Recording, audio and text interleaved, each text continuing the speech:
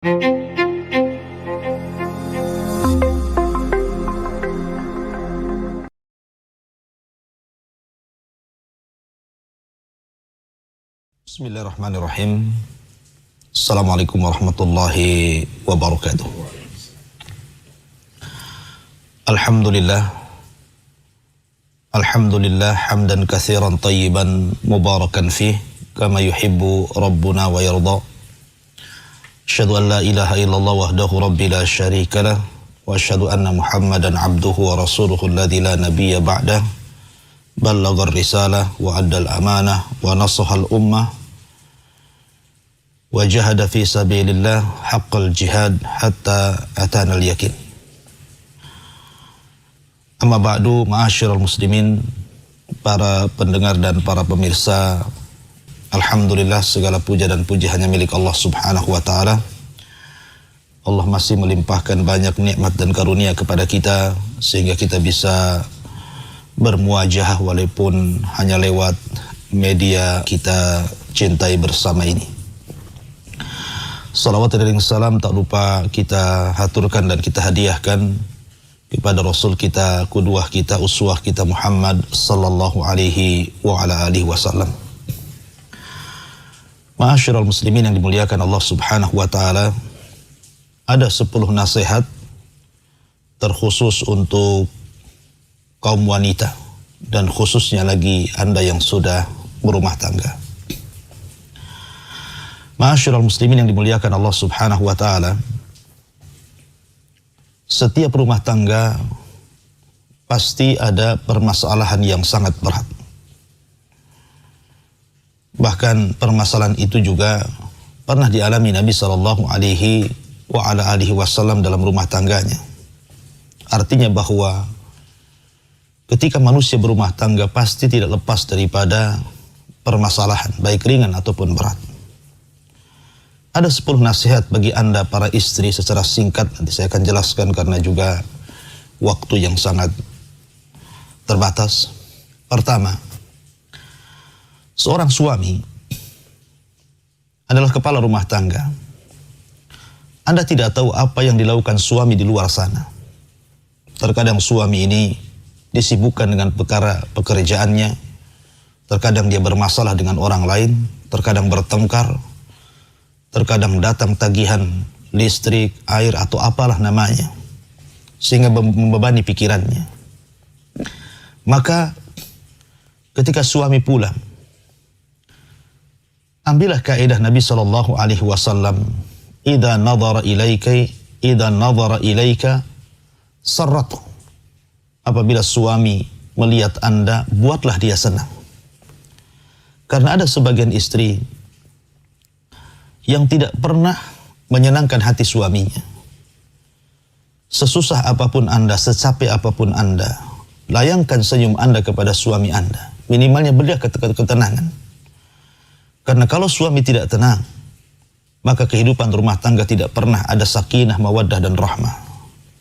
Oleh karena itulah maka jadilah orang yang memberikan ketenangan kepada pasangan Anda. Dan jangan sampai suami itu mengeluh dan mengadu kepada selain Anda. Jadikan Anda aduan suami setelah Allah Subhanahu wa ta'ala. Ma'asyiral muslimin yang dimuliakan Allah Subhanahu wa ta'ala. Kemudian yang kedua, berikan waktu untuk bicara. Karena apabila terjadi sesuatu, pertengkaran dalam rumah tangga, terkadang seorang istri tidak pernah memberikan waktu bicara kepada suaminya. Kadang suami belum bicara, Anda sudah bicara. Suami baru 1 kalimat, Anda sudah 100 kalimat. Maka berikan waktu dia bicara. Dan jangan Anda seperti seorang polisi yang sedang berinterogasi kepada orang. Anda berikan pertanyaan yang macam-macam. Dari mana? Kenapa? Haruskah seperti itu? Begini dan begitu. Sehingga terkadang suami yang hendak kemudian menjelaskan alasannya tidak jadi karena emosi. Dan ternyata kemudian menghasilkan kemarahan. Bahkan boleh jadi bisa saja menghasilkan perceraian, naudzubillah. Maka berikan waktu luang. Karena seorang suami Kalau betul-betul dia seorang suami, ketika bicara dia tidak mungkin dusta. Tetapi terkadang suami menjadi berdusta ketika Anda memulainya dengan berbagai macam pertanyaan, dengan berbagai macam interogasi, sehingga suami harus mencari alasan untuk menangkan Anda. Maka berikan waktu, biarkan suami bicara. Kemudian yang ketiga, sering saya katakan, kalau memang pertengkarannya sudah terlampau sengit, kemudian akhirnya suami mengalah dan hendak keluar rumah, jangan pernah mencegah. Jangan pernah mencegah suami untuk pergi daripada rumah. Karena itu terkadang rahmat bagi suami dan rahmat bagi Anda. Biarkan suami itu keluar, supaya tenang hatinya. Nanti dia pun akan kembali. Ambil kisah tentang Ali bin Abi Thalib radhiyallahu an. Ketika dia bermasalah dengan Fatimah, dia keluar. Kemudian dia ke masjid menenangkan dirinya. Karena seorang suami itu, karena terbiasa di luar rumah, dia bekerja di luar rumah, berinteraksi di luar rumah, terkadang dia mendapatkan ketenangan di luar sana. Maka kalau suami keluar saat bertengkar, jangan pernah dicegah. Karena ada sebagian istri, ketika bermasalah dengan suaminya, suami emosi, Anda juga emosi, terkadang tidak terkontrol ucapan Anda. Dia mengatakan, jangan kau keluar sampai kau ceraikan aku. Jangan kau keluar sampai kau ceraikan aku. Akhirnya suami pun marah. Dia pun mengatakan, ya kalau begitu saya ceraikan kamu.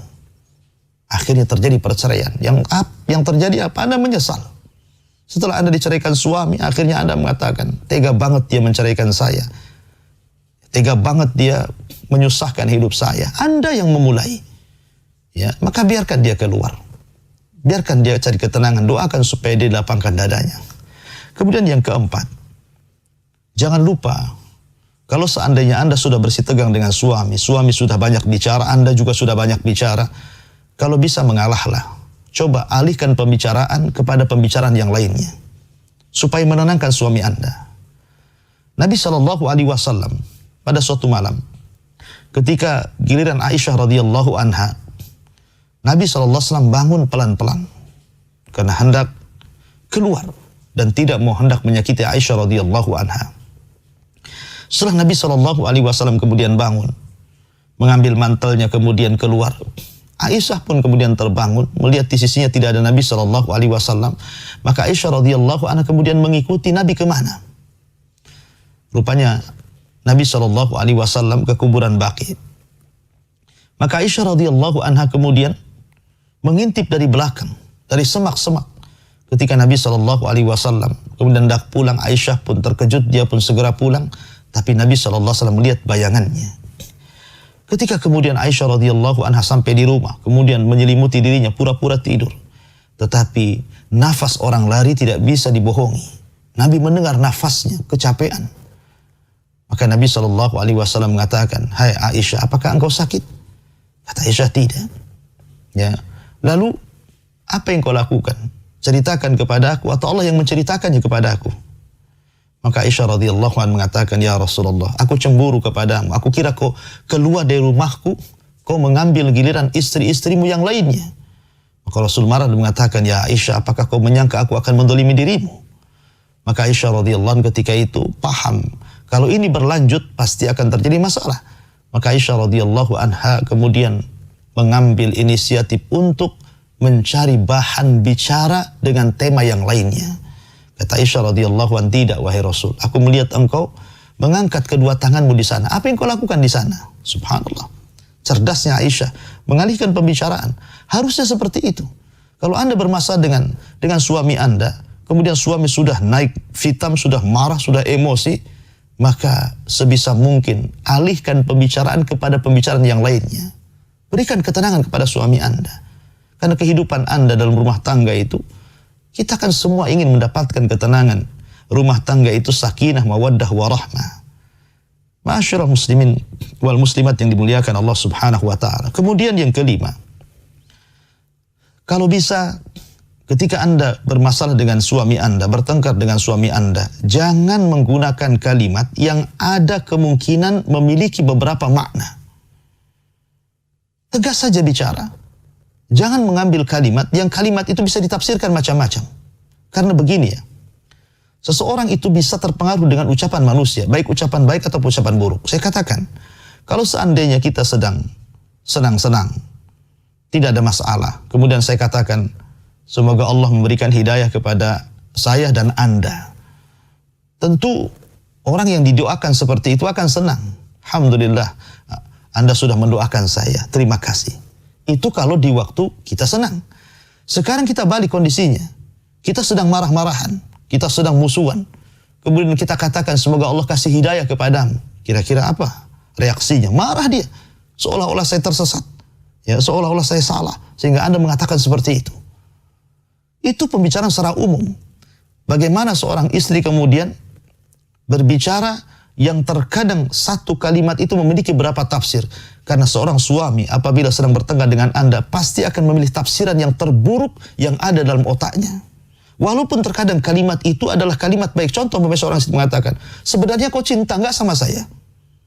Kalimat ini mungkin bagus. Tapi terkadang suami ketika saat marah dibilang seperti itu, kamu ini sayang nggak sih? Cinta nggak? Pasti dia akan marah. Seolah-olah selama ini apa yang diberikan kepada Anda, uang, kendaraan, rumah, anak-anak, uang bulanan, seolah-olah itu bukan bagian daripada tanda cinta dan sayang. Maka ambil kalimat yang kalimat itu tidak memiliki banyak tafsir, karena pasti suami akan mengambil tafsir yang terburuk yang Anda ucapkan. Kemudian yang keenam, dan ini penting, jangan mengadu kepada keluarga. Jangan pernah mengadu kepada ibu Anda akan perbuatan suami Anda. Jangan mengadu kepada keluarga suami akan perbuatan anaknya. Karena terkadang setelah Anda kemudian menjelek-jelekan suami di hadapan orang tua Anda, kemudian orang tua Anda menjadi dendam, menjadi tidak suka, menjadi benci kepada suami Anda, tiba-tiba Anda pulang ke rumah, Allah takdirkan, kemudian Anda melakukan islah bersama suami Anda. Rupanya yang tadinya Anda marah kepada suami, Anda bisa tersenyum.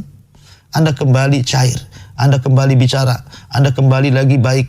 Tetapi ibu Anda belum tentu. Dalam hatinya akan terganjal apa yang Anda ceritakan kepadanya. Anda mendolimi hati ibu Anda sebenarnya. Atau terkadang ibu daripada suami Anda.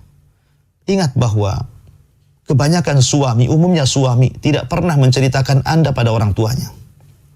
Laki-laki pantang menceritakan aib istri kepada orang tuanya. Karena laki-laki paham akan menyakiti hati orang tuanya. Tapi Allah takdirkan, rupanya wanita ini terbalik daripada suami.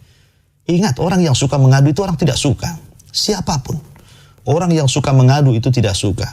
Kalau sekali dua kali mengadu, ya boleh jadi. Tapi kalau selalu mengadu, selalu mengeluh, pasti orang itu akan bosan. Seorang pekerja, kalau mengeluh terus kepada atasannya, pasti bosan atasan itu. Anda punya kawan, selalu mengeluh, pasti Anda bosan kepada dia. Maka ingat bahwa ketika suami melihat Anda suka mengeluh, lama-lama dia bosan dengan Anda. Karena begini, orang yang jarang mengeluh, jarang mengadu, biasanya wanita itu wanita berakal. Saya contohkan. Hafsah dan Aisyah radhiyallahu anha selalu mengeluh, selalu mengadu. Dan beberapa istri Nabi SAW seperti itu, kecuali dua orang, Saudah dan Ummu Salamah. Tidak pernah mengeluh, tidak pernah mengadu. Makanya kenapa kalau Nabi SAW ada masalah, dia pasti cari Ummu Salamah.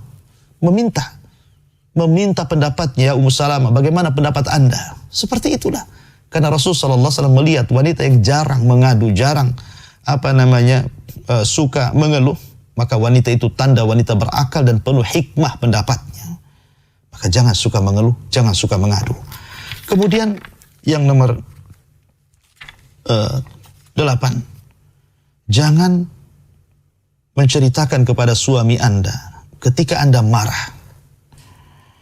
Terkadang Anda marah karena bermasalah dengan teman di Facebook, teman di grup, bermasalah dengan tetangga, ada kabar yang mungkin membuat Anda kecewa, kemudian Anda marah. Saat Anda marah, jangan menceritakan kemarahan kepada suami. Cobalah bersabar.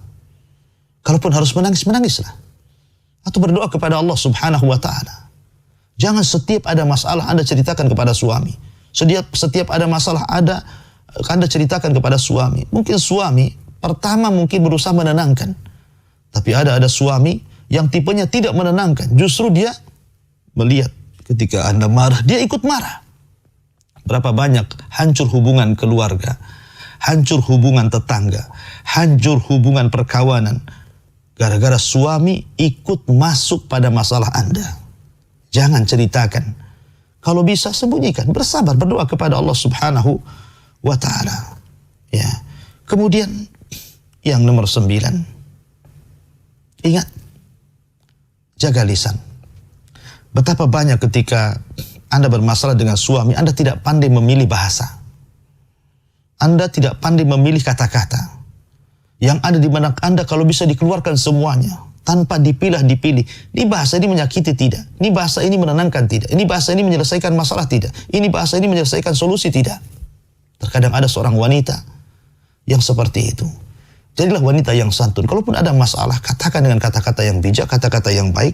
Ambil masalah, kata-kata yang bisa menyelesaikan masalah, bukan mengundang madarat yang justru akan menghancurkan rumah tangga. Dan yang terakhir, banyak-banyaklah berdoa kepada Allah Subhanahu wa Ta'ala. Kalau terjadi permasalahan, adukan perkara kepada Allah Azza wa Jalla. Jangan adukan kepada siapapun. Minta kepada Allah agar kesulitan Anda diangkat. Minta kepada Allah agar Anda dimudahkan urusannya. Minta kepada Allah agar Allah melapangkan dada Anda dan suami Anda. Seperti itu harusnya seorang wanita menyelesaikan permasalahan dalam rumah tangganya. Wallahu a'lam. Ma'asyiral muslimin, para pendengar dan para pemirsa yang dimuliakan Allah Azza wa Jalla. Untuk menutup kajian ini saya hanya ingin memberikan satu nasihat.